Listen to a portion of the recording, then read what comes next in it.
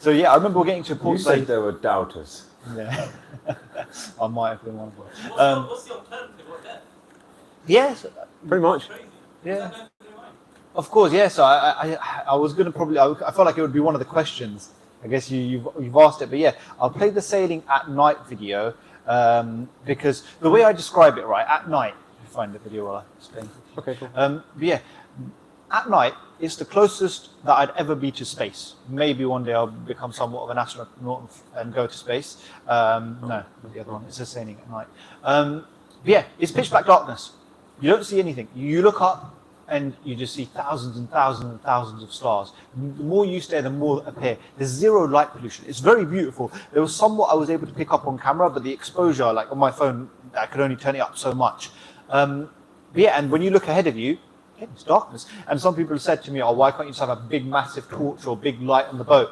So lights at night is what's used for other boats to see you. So you can't just have a massive white light now on, because if one light on a boat means one thing, two lights means another thing, and you actually have a green and red light, which shows the starboard and port side of the boat. And that's what you're looking at when you see another boat, and you can make out, depending on the number of lights, what type of boat it is. Mind you, those lights are only visible to a certain range and in certain weather.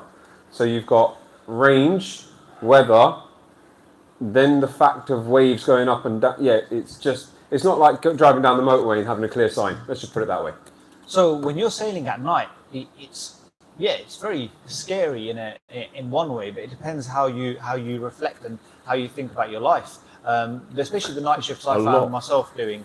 One of the things you're there and you hear the waves crashing into the boat, you pull up your phone, you look at Google Maps, like there's 300 miles of land that way, 300 miles of land that way. If anything happens now, that's it. I mean, yes, we've got life jackets, we've got all the safety equipment, but it's just like, when it's your time, it's your time. And the example I usually give is when you go to a janaza, or you go to the graveyard, you're reminded of death, right? And it makes you reflect on life. Sailing at night is very similar to that.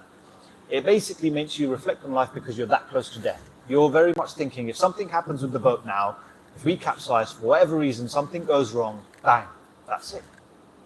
And you kind of make peace with that at some point, but also you reflect on your life. And that's why I said before, you think about those things of, if you can wake up and pray Fajr on the boat, when you're back in the UK, back in your house, there's no excuses. But this was one of the rough nights at sea. And this is like on the phone, I'm using the torch as well and the phone light, and you can still barely see anything.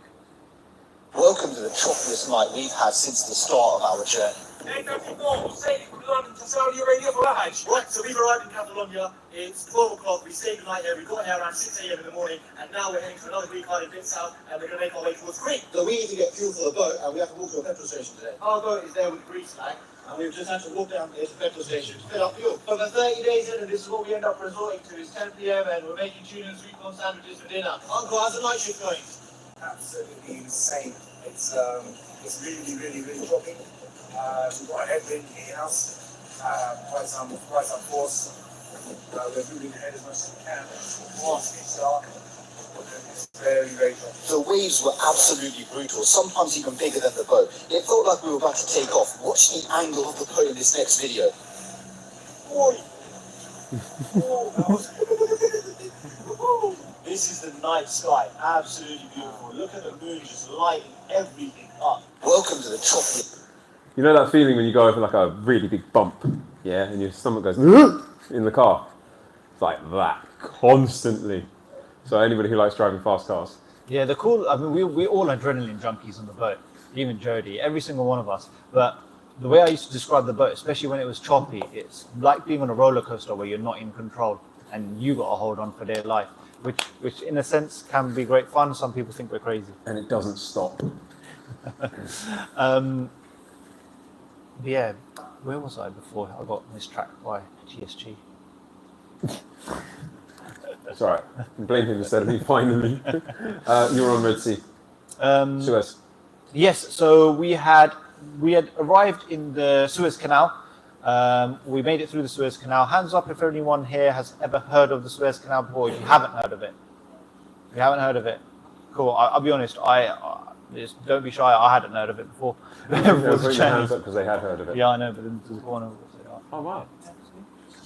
Yeah. I'll be honest, I hadn't heard of the Suez Canal properly. Like, I might have heard of it, but I didn't know it properly existed in Egypt and that you could actually go through as a normal sailing vessel, not just a commercial. I remember when we pulled up outside in Port Said, that was, again, very, very choppy, and that was pitch black darkness. That was the closest time we were to calling in a pan-pan. No, we did actually call in a pan-pan. Yes, we did call in pan-pan. Pan-pan's what you call before a Mayday. So pan-pan is basically letting them know, I'm in flipping trouble, help me out. Before it becomes Mayday, you now need to rescue me. Once we get to posting all those YouTube videos, I'm the delay on that. There's some footage for the YouTube on that, because there's a lot of time when actually things were super serious. As you can imagine, it was very difficult to pull out a camera. Like even the sinking one, I pull out the camera after 20 minutes of figuring out what's going on. It's not instantly the first things we do to pull out the camera.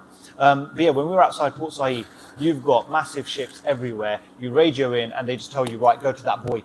And there's thousands of buoys outside there. I'm talking like, think of it like a Christmas tree that you're in the middle of and somebody says head towards the red light. pretty much like that. And because it was so choppy and we're such a small sailing vessel, we couldn't control and be next to the red light that we were meant And to be the with. 40-mile-an-hour gusts of wind that were happening on that day. And that was our first time where we actually called in the pan-pan on the radio, which, as you said before, is the one before a Mayday. So Mayday would be your capsizing, that's it, everything's gone wrong. So a pan-pan is still very serious. But fast forward, we went through the Suez Canal, everything was smooth. We stopped off in Ismailia. We spent a couple of days there while we waited for Jody and Dobe to fly back out to us and join us. And Ismailia is, where is it gone? No, it's not playing ball with me anymore. Yeah, okay. The Ismailia is kind of in the middle of the entire Suez Canal. There's better work. But yeah, so once we stopped there for a couple of days. And this is where we had interesting discussions, because we could see there was a storm brewing in the Gulf of Suez. If we left and didn't stay in Ismailia, and we left then, we would have gone before the storm arrives in the Gulf of Suez. But we had to wait 2/3 days for Jody and Dobe to fly back out to us. I was very much of the opinion, let's leave them, they're not here, let's go. There's no storm in the Gulf of Suez right now, let's just get through it. Obviously, Abdul Wahid made the decision, no, we're going to wait for the brothers, so cool, we waited for the brothers. And by the time they made it to us, we left, went through the Suez, and we got to the bottom, and lo and behold, we were hit by the storm. Welcome. Oh, perfect. Wow, that was brilliant already. Perfect times. Let's watch these two videos. We're sailing from London to Saudi Arabia for Hajj. And with that, we're finally out of the Suez. And as we're coming down the Gulf of Suez, we're heading into a storm. This is what storm looks like. Before you are putting away the mainsail shuttle. This was hilarious. This is the second hat he's lost. Clearly he didn't land the first time. That was my hat. The hat's gone. This was just the beginning of the 40-knot gusts. It's good to be back.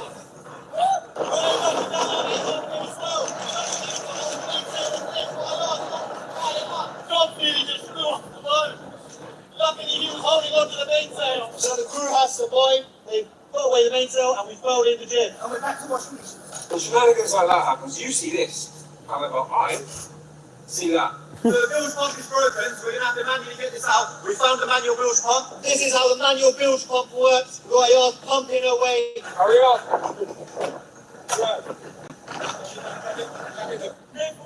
We're sailing from London. I don't know if you'd agree with this. I was happy now that there was more people on the boat, but I don't know if he agrees with that because he had more I lives told in you his to hand. wait for them. Yeah, well, yeah, true. But there were more lives in his hands at this point. Hold on. Just a point on that. So they are literally lives, literally responsible to you. So when I say everything is the captain's fault,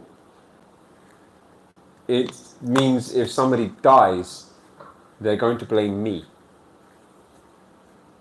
Pretty heavy.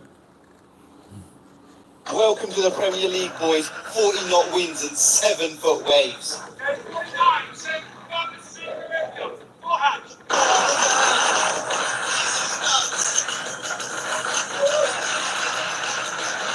In the westerly, eh? They said this boat's too small. Look at us now. Alhamdulillah. Look at that one. Oh,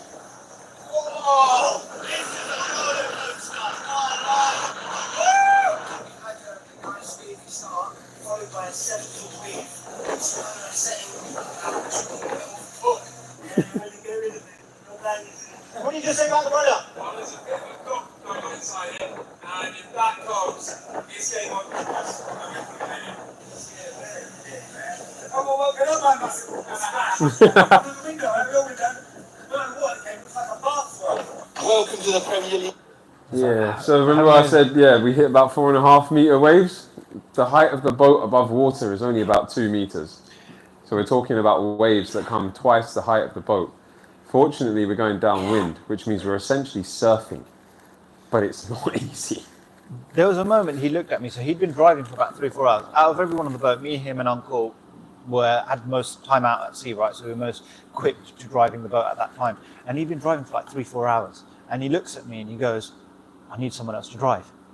And I looked at him, and this is before by the way, when I went out to the front of the boat, he was not happy with that. I just about convinced him to let me go. But yeah, and I looked at him and I said, be honest, AW, I'm not comfortable. I don't want to drive. And they were mocking me for it at first, but I was like, nope, if things go wrong right now, I don't want that to be on my head. Well, obviously he was super tired, and I think after about 30 minutes, I was like, got to be done right. I'm very happy I did, because like I said, it's like being on a roller coaster where you're not in control. That was like the small glimpse of I could control the roller coaster. But the only reason we did go out in this storm was because the waves were coming behind us. The wind was behind us. And if it was to the side or in front of us, we would never in a million years gone out, right? Never would even thought about it. Really? But we went out because the wind and the waves were coming from behind us. That's why if you see the video where AW is driving, you can see the ripples going like that. But the issue is it's not like it's not like a car. In a car, you've got your front wheels, whether you're front wheel drive or rear wheel drive, you turn the wheels and the car essentially pulls into that direction. With a boat, you have a rudder at the back, right? And the term essentially, I don't know if there's a technical term for it, but it's water on the rudder, and that's when the boat turns. Yeah, and water kind of acts like that cat that's on TikTok where it goes, and it's just doing that to you constantly. So you're trying to go like straight, and as you're just steering the boat, it goes, it's just constant. So when you're on the wheel, it's not like, oh, you've got some relaxation. No. You are going to be constantly moving, constantly trying to preempt. And while you're looking forward at the direction that you're going, you also have to go like this and like that. Because the waves are coming from the left, the right, behind you, in front of you, to the side of you. And it's just basically